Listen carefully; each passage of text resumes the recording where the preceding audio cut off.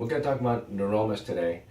Second most common problem we see in the practice are neuromas. Patient usually complains about burning on the bottom of the foot, feeling like they're walking on a rock, or even tingling in the toes, in the front of the toes. Neuromas can happen in the third interspace or the second interspace, and being 1, 2, 3, 4. That's how we count interspaces. So this is interspace 2 and interspace number 3. It's most common in these two spaces. Now, sometimes people can feel a click when they do this or squeeze their toes. That's a very good indication of a neuroma.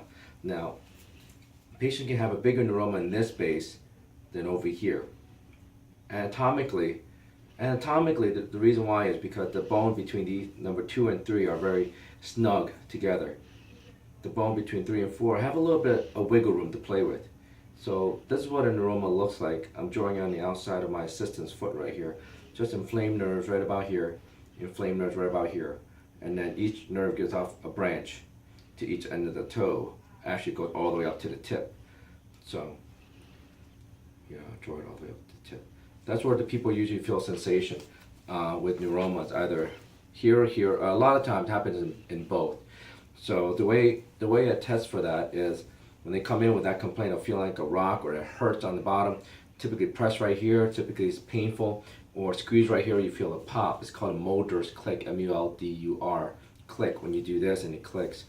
Typically we see this in female wearing high heel shoes or wearing shoes that are too narrow. So if you wear shoes that are too narrow, if your shoes like this already, when you're not standing, when you stand, your foot is supposed to spread out. If you don't allow your foot a chance to spread out, it's going to be really tight here, causing that nerve to be irritated.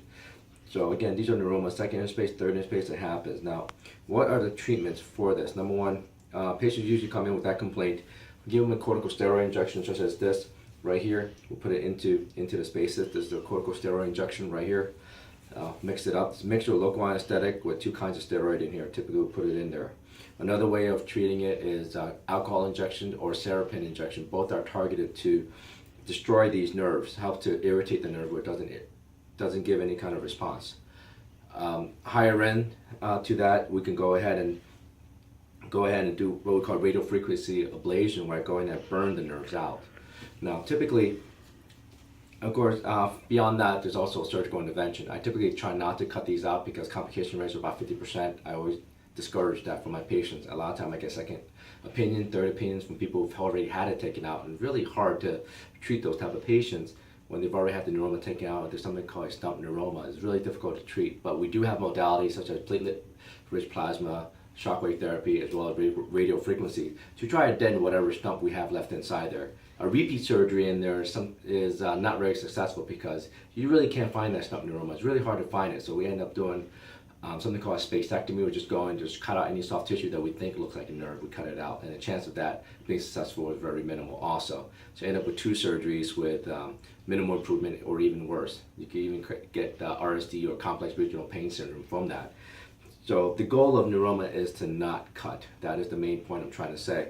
But we have many modalities that other doctors may not have for you. We have the radiofrequency, the platelet-rich plasma, even stem cell injection into a nerve. Main goal is to decrease the inflammation of that nerve. That nerve is not cancerous, so we can treat that nerve and get the inflammation go down. Once we get it down, typically the patients are not symptomatic. Does it fully go away? No, but it's asymptomatic. We don't touch it. So some of the exercise, after the injection, some of the exercise I tell my patients to do, go ahead and put ice on it.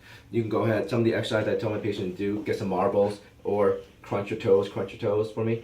Grip, grip, grip, up, grip, up. Get some marble or a towel, learn to grip with your toes like your fingers, grip, release, grip, release, grip, release. Do that many times, about 10 sets, 3 sets of 10s. What that does, it actually moves these toe joints right here.